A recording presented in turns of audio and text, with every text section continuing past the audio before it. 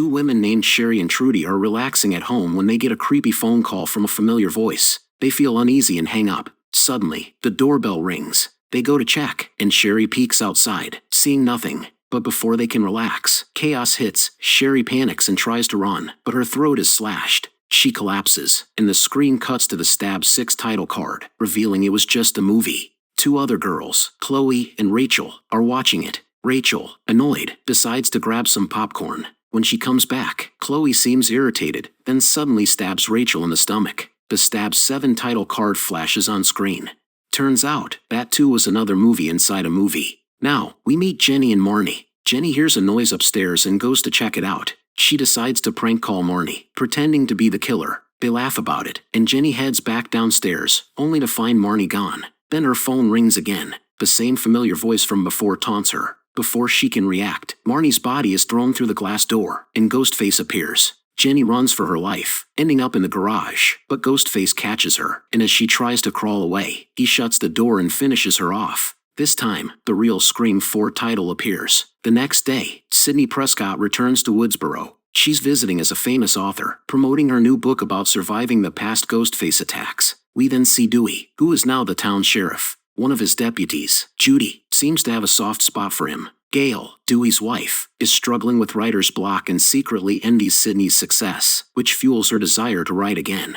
Later, we meet Sidney's cousin Jill and her friends Kirby and Olivia. On their way to school, Jill gets a strange call from someone asking what her favorite scary movie is. She hangs up quickly, feeling uneasy. At school, the girls run into the movie club nerds, Robbie and Charlie. Jill's ex-boyfriend, Trevor, shows up to talk about their past issues, but no one seems to care much. Meanwhile, Gail shows up at Sidney's book signing event. Dewey and his team arrive too after tracing the killer's phone signal to the bookstore. When they call the number, the ringtone leads them to Sidney's rental car. Inside the trunk, they find the phone, along with a bloody knife and photos of Sidney covered in blood. The discovery quickly becomes breaking news, and the media swarms in, spreading word of the new Woodsboro killings. The police begin their investigation, hoping to solve the case before things spiral out of control. Gail visits Dewey in his office, trying to talk, but Deputy Judy steps in and warns her not to meddle in police work. Dewey sides with Judy, telling Gail to stay out of it for now. This starts to create tension between the couple. Outside, we meet Rebecca Walters, Sidney's publicist and assistant. She's ambitious and bold. Instead of being horrified by the recent murders, she's actually excited, thinking the tragedy could boost Sidney's fame and her own career. That night, we meet Jill's mom, Kate. Jill heads to her room but is startled when her ex-boyfriend sneaks in through the window. He tries to calm her down, but Sidney catches him in the act. After saying goodnight, Sidney steps into the hallway and finds Deputy Judy lurking in the shadows. Judy reminds her they once went to high school together, but her sudden appearance feels unsettling.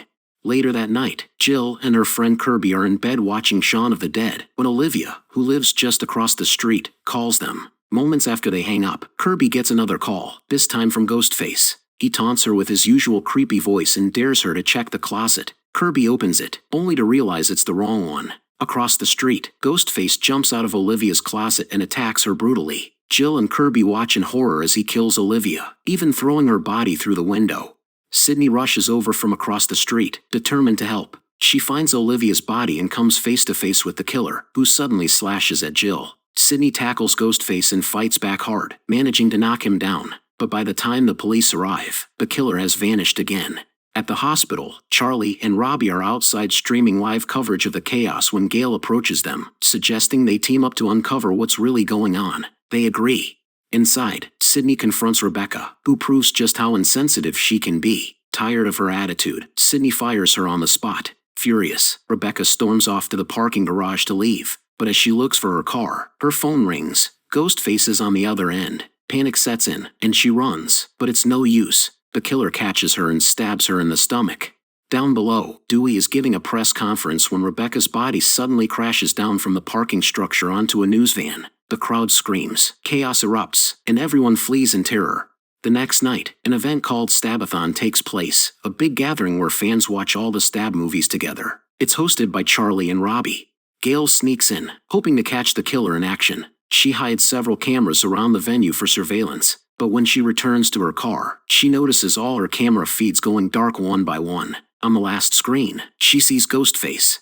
She rushes back inside and spots a camera that she didn't set up herself, and before she can react, Ghostface attacks and stabs her. Dewey arrives just in time, firing at the killer and scaring him off. Thankfully, Gale survives the attack. Meanwhile, officers Haas and Perkins are stationed outside Jill's house for protection. Haas steps out to check the perimeter, and when he returns, Perkins startles him with a joke. But their laughter doesn't last. Ghostface sneaks up and stabs Haas in the back, killing him instantly. He then turns to Perkins and drives a knife straight into his head. Perkins tries to fight back but collapses. Inside the house, Sydney is with her aunt, Kate, who's just come home from a late-night grocery run. Suddenly, Sydney gets a call from the killer, hinting that Jill is his next target. Sydney rushes upstairs, only to find Jill missing. Kirby had picked her up earlier. Sydney and Kate head out to find her, but as they open the front door, Ghostface appears. They quickly slam it shut, but the killer thrusts his knife through the mail slot, stabbing Kate and killing her. Deputy Judy soon arrives, but Sydney, now shaken and distrustful, doesn't believe she's safe with her and decides to find Jill on her own.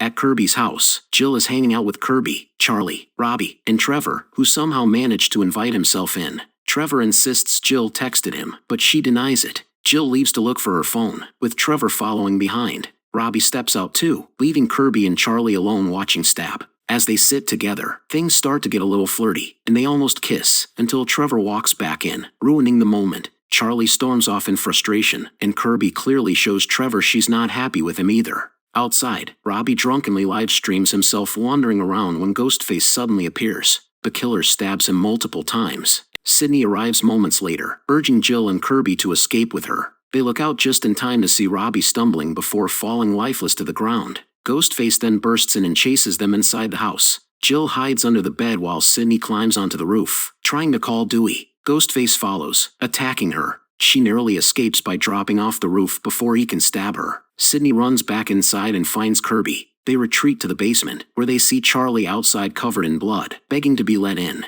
Kirby hesitates, unsure if he's telling the truth. That split-second delay gives Ghostface the chance to appear behind Charlie and knock him out. The killer ties Charlie to a chair as Sydney runs off to find Jill. Meanwhile, Kirby ends up on the phone with Ghostface, forced to play another of his twisted trivia games, answering horror questions to try to save Charlie's life. Kirby believes she's answered Ghostface's final question correctly and rushes outside to free Charlie. But as soon as she unties him, Charlie stands up and stabs her twice in the stomach. Charlie then runs off and corners Sydney, threatening to slit her throat. Sydney manages to break free and races toward the door, only to be stabbed in the stomach by another Ghostface. When the mask comes off, it's revealed to be Jill.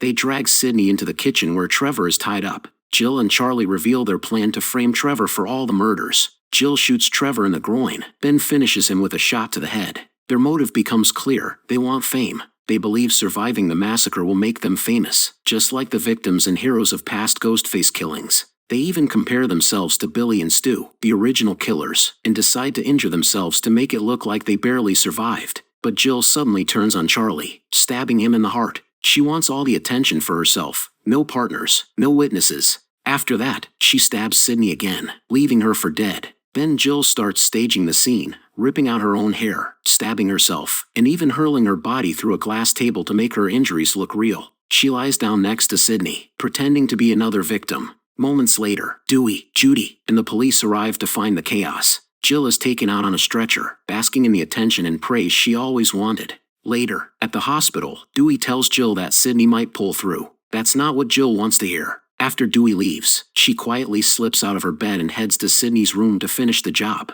Sydney wakes just as Jill enters, and the two struggle. Dewey rushes in but gets knocked out cold. Gale and Judy arrive next, but Jill threatens them with a gun. Gale tries to distract her, buying just enough time for Sydney to grab the defibrillator paddles and shock Jill straight to the head. As everyone gathers, thinking it's finally over, Jill suddenly lunges for one last attack, but Sydney spins around and shoots her without hesitation, putting her down for good. Meanwhile, the public had no idea what happened inside, and they still think that Jill was the hero who single-handedly ended the Woodsboro killing spree. Did you like our movie recap? Please don't forget to like and subscribe to our channel. To be updated for new movie recaps, hit the notification bell.